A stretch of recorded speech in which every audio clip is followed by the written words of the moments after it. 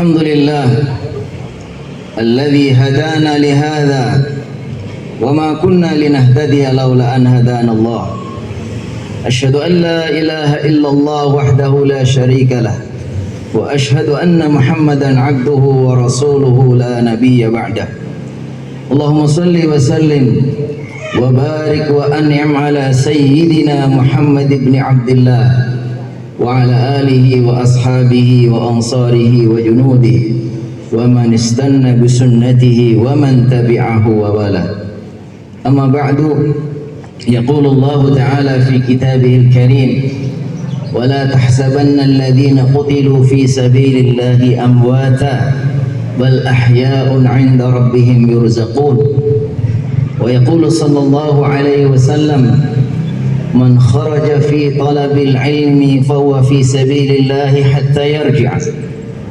ويقول أيضا من سأل الشهادة بصدق بلغه الله منازل الشهداء وإن مات على فراشه صدق الله وصدق رسوله صلى الله عليه wasallam.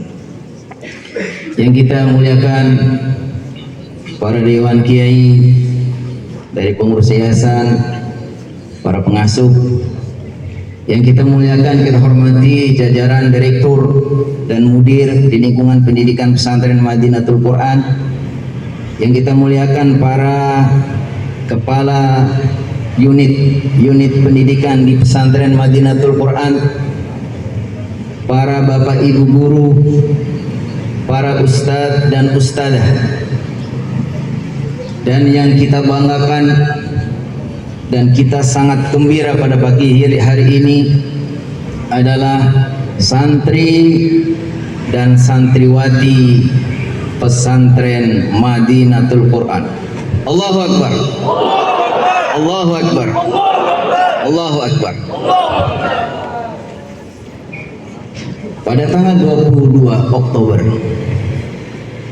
hari ini, berdasarkan keputusan Presiden nomor 22 tahun 2015, ditetapkan sebagai Hari Santri Nasional.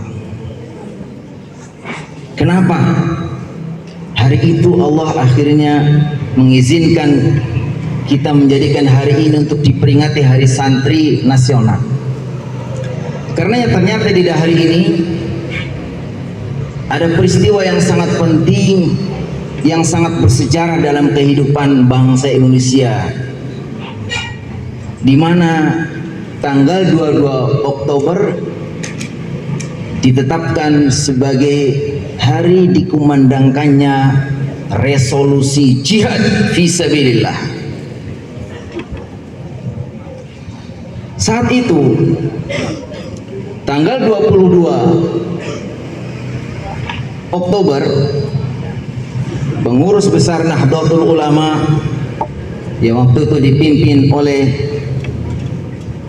Kiai Haji Hasyim Asy'ari dan memerintahkan ketua tanfidiyahnya Kiai Abdul Wahab Hasbullah untuk mendeklarasikan resolusi jihad. Kenapa demikian?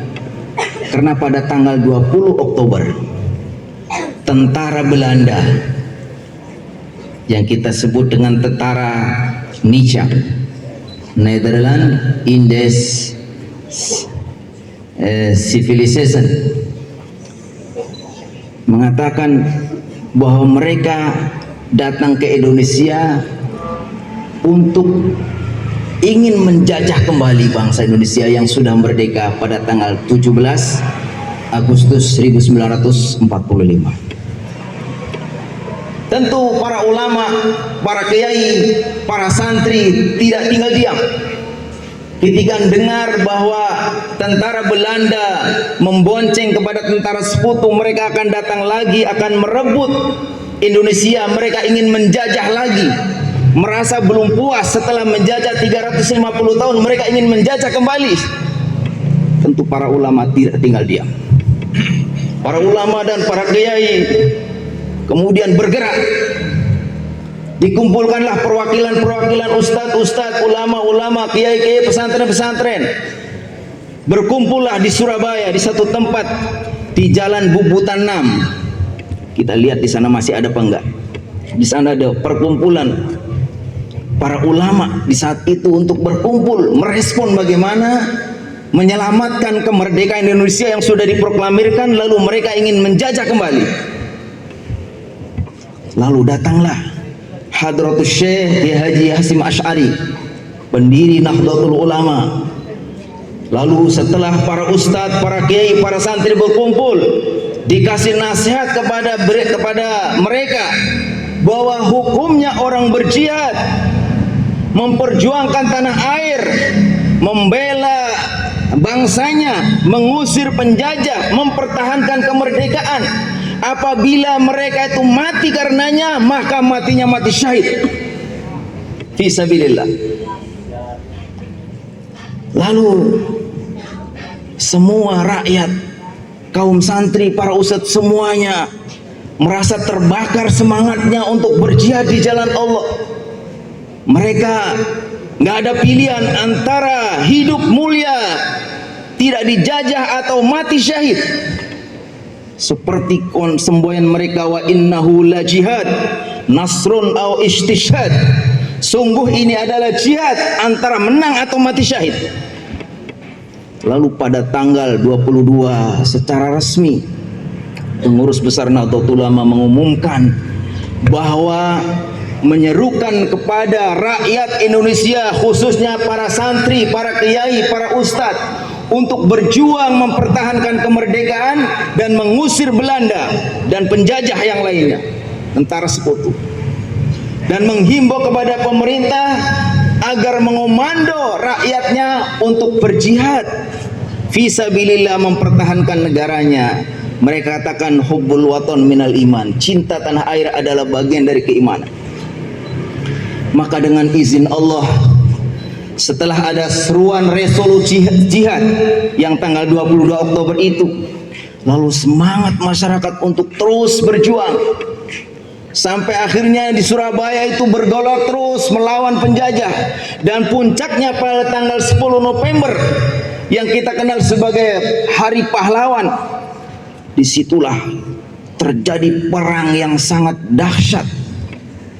Umat muslim dan rakyat semua berperang. Diriwayatkan atau diceritakan kurang lebih sampai 5.000 yang menjadi syahid untuk mempertahankan kemerdekaan.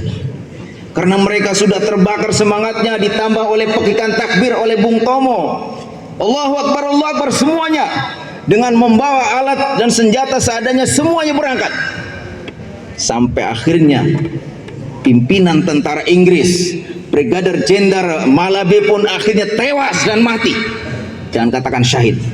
Kalau umat Islam, kita semua adalah para syuhada. Tapi para penjajah yang berkhianat, mereka mau menjajah lagi, kalau mati kita katakan mati. Disitulah pemerintah mengenang jasa umat Islam yang begitu besar. Ternyata para kiai, para ulama, para ustadz, para santri inilah yang menyelamatkan kemerdekaan Indonesia. Kita bayangkan apabila tidak ada gerakan dari para ulama, tidak ada resolusi jihad, mungkin kemerdekaan yang sudah diproklamirkan baru beberapa bulan, baru 1 bulan, mungkin sudah diserebut kembali oleh Belanda dan oleh tentara sekutu. Oleh karena itu, kita belajar. Pertama, kita belajar bahwa ternyata kita para santri, para ustadz, semua yang aktif di pendidikan ini sebetulnya orang-orang yang mewarisi darah perjuangan. Ternyata guru-guru kita, senior-senior kita, para syuhada, mereka semua adalah orang-orang yang tidak takut mati. Mereka semua punya nilai untuk berjihad. Sehingga kita semua pun harusnya seperti itu. Para santri itu nggak boleh yang loyo, harus punya semangat untuk berjuang, militan. Nggak ada di pagi hari di kelas sudah saya dapatkan, didapatkan anak yang geletak, ngantuk.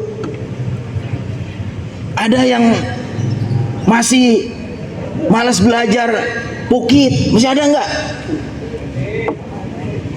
Yang cemen, makan kurang enak, apa adut udah langsung ngadu ke mamanya.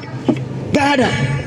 Kalian semua adalah orang-orang mewarisi para syuhada, para pejuang, para ulama kita yang mereka sangat heroik. Gak ada rasa takut. Jadi pelajaran yang pertama, pastilah kita sebagai santri semuanya harus berkobar dalam jiwa kita nilai berjuang. Kita di sini sedang berjuang fisabilillah. Begitu kalian keluar dari pintu rumahnya mengucapkan bismillahirrahmanirrahim, saya buat datang ke pesantren untuk mencari ilmu, itu sebetulnya sedang berjuang fisabilillah. Kata Rasulullah SAW, man kharaja fi talabil ilmi fahuwa fi sabilillah hatta yarji'ah. Siapa yang keluar dari rumahnya dalam rangka menuntut ilmu, dia sebetulnya sedang berjihad di jalan Allah. Jadi kita harus rasakan dalam diri kita semua nilai-nilai perjuangan. Yang kedua, kita semua ternyata harus belajar kepada para pendahulu kita, para syuhada. Di dalam beragama ini tidak parsial, tidak terbawa oleh omongan-omongan yang orang nggak ngerti. Jangan ikut-ikut urusan negara berpolitik. Kamu yang penting rajin ngaji, rajin sholat, rajin ke majelis, rajin tahlil. Itu juga harus rajin, memang harus rajin.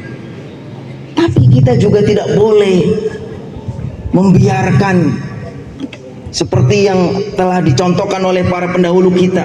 Ketika negaranya mau direbut sama penjajah, mereka bergerak. Kita juga begitu. Kita harus memikirkan kalau kita rasakan negara kita sekarang ini di bawah kekuasaan orang-orang yang mungkin kita tidak puas. Kita punya arah kendiri ke depan, harus misi bagaimana visi kita ke depan. Negara kita ini dikuasai oleh para ahli Al-Quran. Kita harus ambil bagian. Kita tidak ikut dengan paham-paham yang mengatakan udah nggak usah ikut-ikut politik.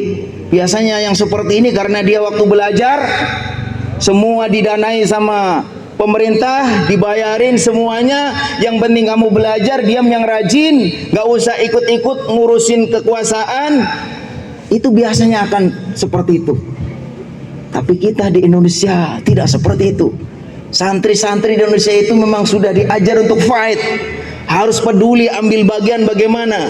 Kalau perlu semuanya kita bermimpi. Kalau yang sekarang ini Pak Prabowo baru melantik beberapa menteri dan beliau sendiri juga sebagai presiden, harusnya kita berpikir mungkin untuk ke depan kita-kitalah yang akan jadi presiden dan jadi menteri. Allahu Akbar. Ya kan mereka lama-lama kan tua, gantian. Kalau kita nggak ambil bagian, kita nggak mau punya visi ke depan bagaimana ingin menjadi seorang yang aktif di dalam pemerintahan, asalkan yang baik, ya akhirnya pemerintahan terus selalu diambil oleh mereka. Kaum santri dipinggirkan, nggak ada. Orang yang rajin soleh, rajin ibadah itu malah nggak akan dapat jabatan. Dicurigai nanti kalau yang soleh-soleh ini malah. Itu kenapa? Karena otak di pemimpin-pemimpinnya kita sekarang begitu. Tapi kalau nanti kalian yang jadi pemimpin, pasti nggak akan seperti itu. Yang kita rekrut adalah orang-orang yang soleh, orang-orang yang mendukung dakwah, orang-orang yang baik.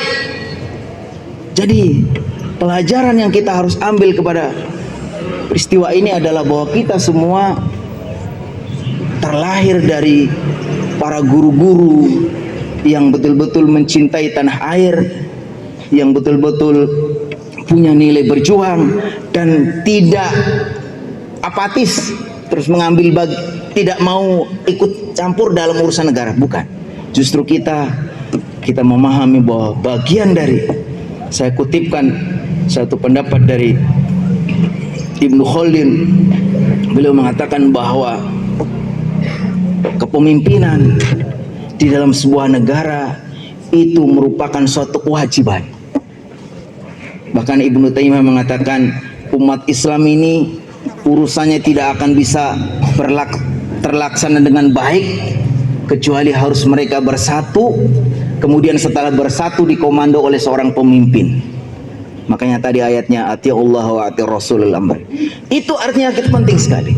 Dan yang pelajaran yang terakhir, yang ketiga, kita para santri di satu sisi ketika kita menghadapi kemungkaran, kebatilan, ketika kita mengharapkan ingin mendapatkan cita-cita harus kerja keras.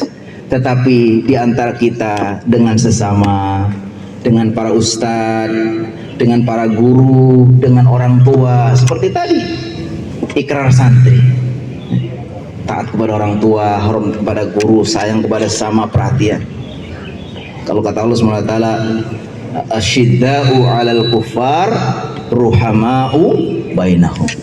Kalau untuk memberantas kebatilan, hal-hal yang baik kita harus tegas, tetapi ketika kita bersama di sini, satu nasib, seperjuangan, sama dengan ustadz, semua kita di sini. Memang di sini bukan untuk enak-enak. Kita di sini adalah dalam rangka untuk mewujudkan apa yang menjadi cita-cita kita. Jadi salah kalau di sini pengennya enak-enak. Nah itu, siapa yang justru sekarang sudah keburu ingin enak-enak, nanti susah sendiri ke depannya. Tapi kalau yang sekarang mau berpayah-payah, berakit-rakit ke hulu, maka berenang-renang ke tepian. Yang sekarang dia prihatin, dia sungguh-sungguh berjuang sungguh-sungguh, maka dia akan mendapatkan masa depan yang cemerlang insyaallah.